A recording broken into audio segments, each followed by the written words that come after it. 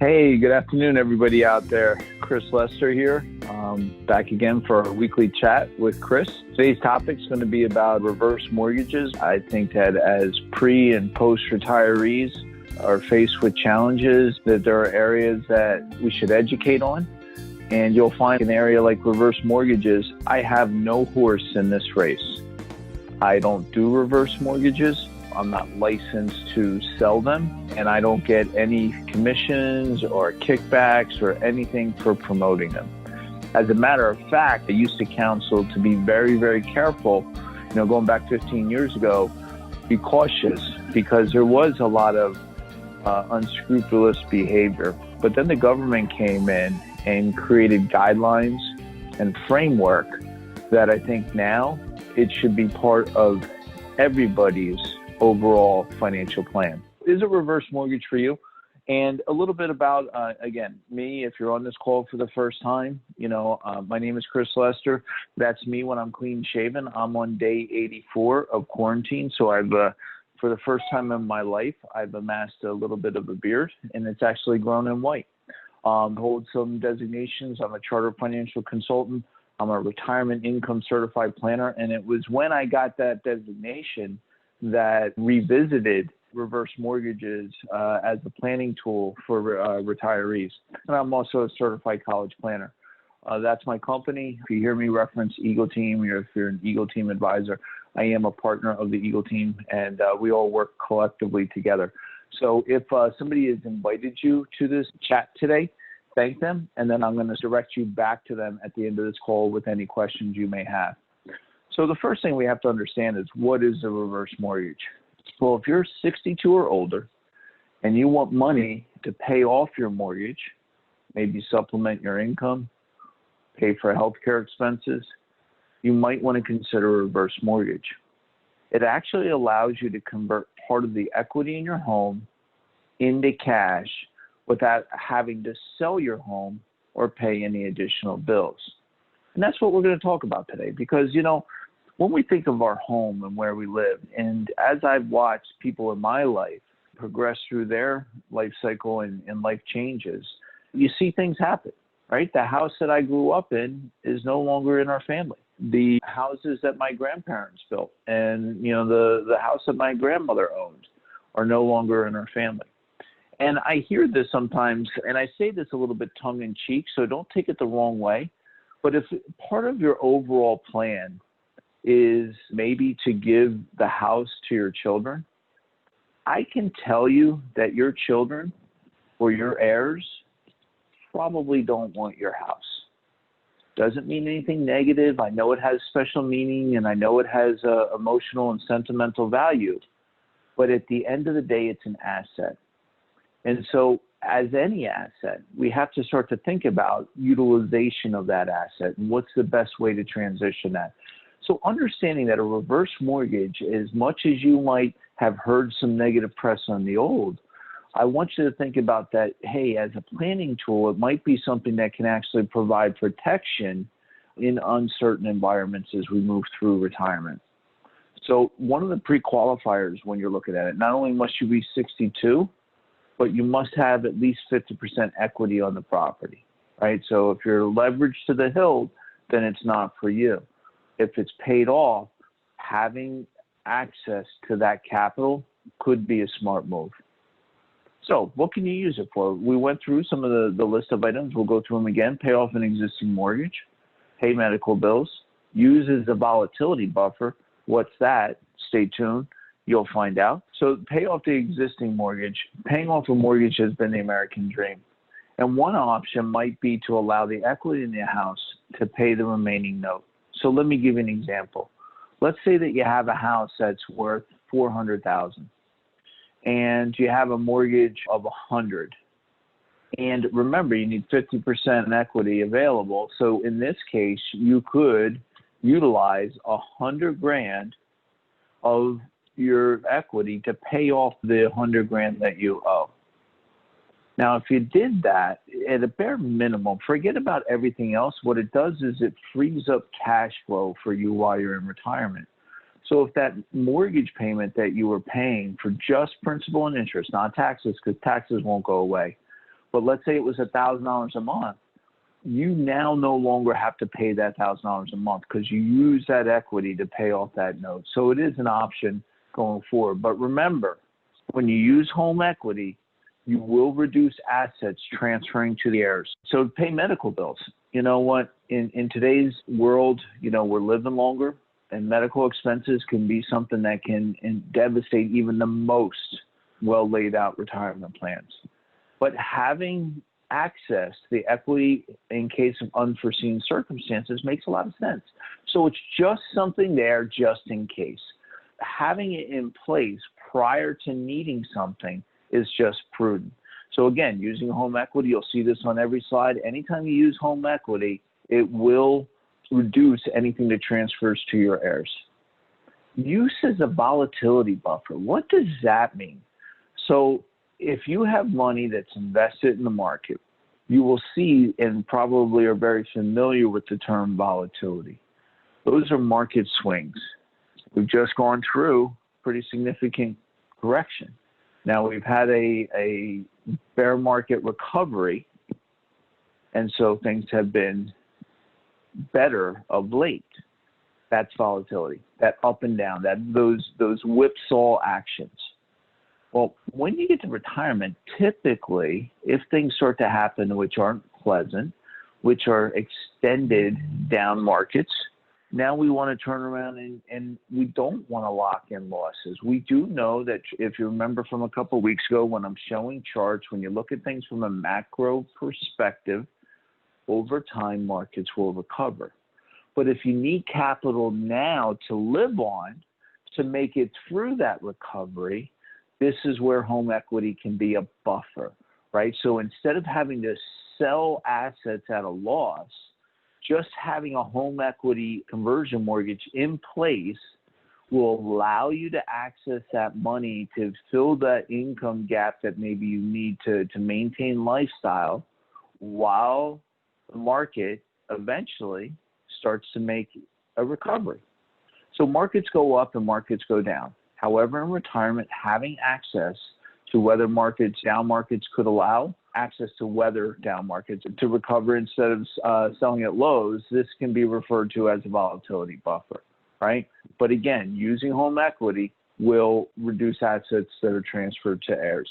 So just think about it like this. If you were in equities and the market went down and you don't sell, but then the market recovers, but you use the equity to just get through that period of time. When the market recovers, you could go in and take some of that to reduce the obligation on the home equity line of credit or just leave it in place, and we'll talk about that. Access to emergency capital. Things happen. Life happens. Unexpected things happen. We have a lot going on right now, right? Between COVID-19, between protests, between looting, rioting, a lot of stuff happens. In small business communities, you have things broken into, short on cash. Imagine you're a retiree and this was your second job and you built a business and next thing you know, you couldn't afford insurance. So just having access to emergency funds is prudent. Here's something that I always try and teach. Banks do not lend money to people that need money. Banks lend money based on your ability to repay the loan. So what I've always encouraged is, look, it's usually prudent to get at least at a bare minimum a home equity line of credit, but a conversion mortgage and having that in place from now into the future can put a mechanism in place that will start to grow and blossom for some of those emergencies if they should arise. I'm going to talk more about this and expand on this next week is Roth conversions and the CARE Act. But, as I've talked about Roth conversions in the past and over the last, 10 years, one of the number one things that comes up all the time is, okay, I get it. I believe taxes are going up. The question becomes, where does money come from to pay the taxes? You typically don't want to take your IRA or 401k and raid that to pay the taxes in an effort to have all that money tax-free in the future. It's just mathematically, it's going to stress the account. You want to pay those funds with outside funds. And so a lot of people won't necessarily have that money sitting on the sidelines to do so. So you're going to see here, if we do a conversion as a case study, how that might look for somebody to pay along the way. If you believe taxes are going up, and that's a fundamental question that you have to ask yourself, right? Do we think that taxes are going to be higher in the future? If you've been on these calls for the last 3 or 4 weeks, you probably have to be nodding your head yes right now. So converting to a Roth IRA is something that should be discussed, at least considered right now. The question comes up, where does someone come up with the money to pay the taxes, as I just mentioned? So establishing a reverse mortgage is an option. As the Eagle team, we ran across a group of advisors. Now, this group here from FAIRWAY Independent Mortgage Company, they did a training call for us about a month ago. They did a great job. You can call these guys directly. They have field offices here in New Jersey. If you have questions, if you want to see if it's an option, Ken Hawthorne and Ken Kennedy, both of them, I just spoke to Ken Kennedy this week. Mike Hicks runs the group. But all 4 of these guys are just going to tell you, A, whether you qualify, and B, what it might look like for you. But they did share their slides with me that allowed me to share with you what a Roth conversion might look like in this example. So here's a couple. You have a 68-year-old person and a 65-year-old person, and they want to use a HECM. HECM stands for Home Equity Conversion Mortgage.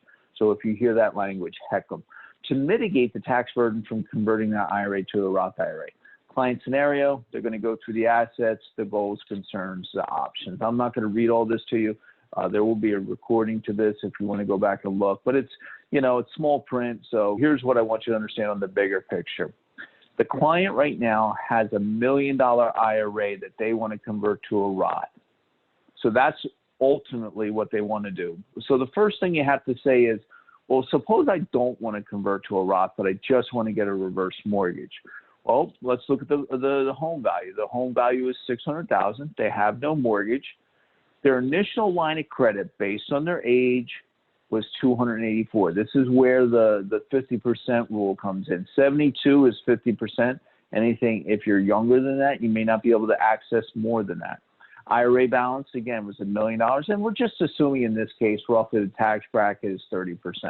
And they're going to go by the age of the youngest borrower. In this case, was 65. So if you see up there the sample loan rate, you see it's 3.25%. That's just saying, hey, look, it is a variable rate. You can ask these guys about details, but I want you to understand that if you don't borrow the money, then it's not necessarily going to impact you negatively. Here's how the credit line growth rate works. So what happens is they had access at 65. You'll see this number here. $284,000 in this set of columns to the left.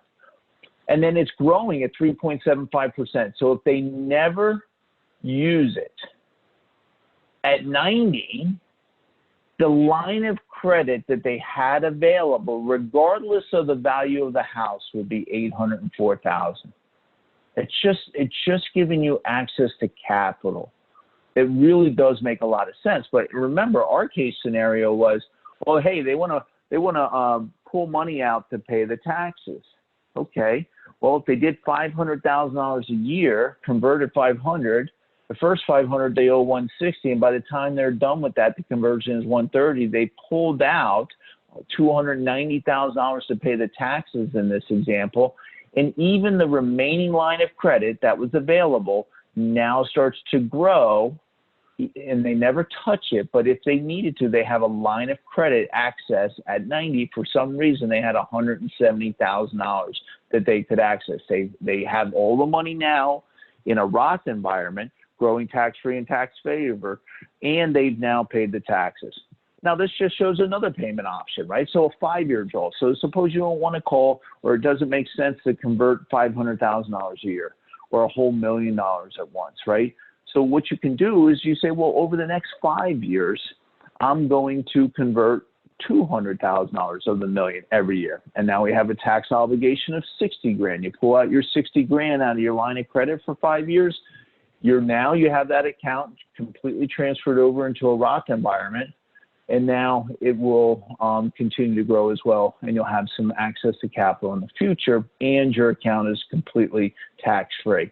And then this just takes it one step further, which is what if we just took $100,000 a year for 10 years and paid the taxes of $30,000 for the first 5 years, and just assume taxes went up in the future and we'll pay $35,000.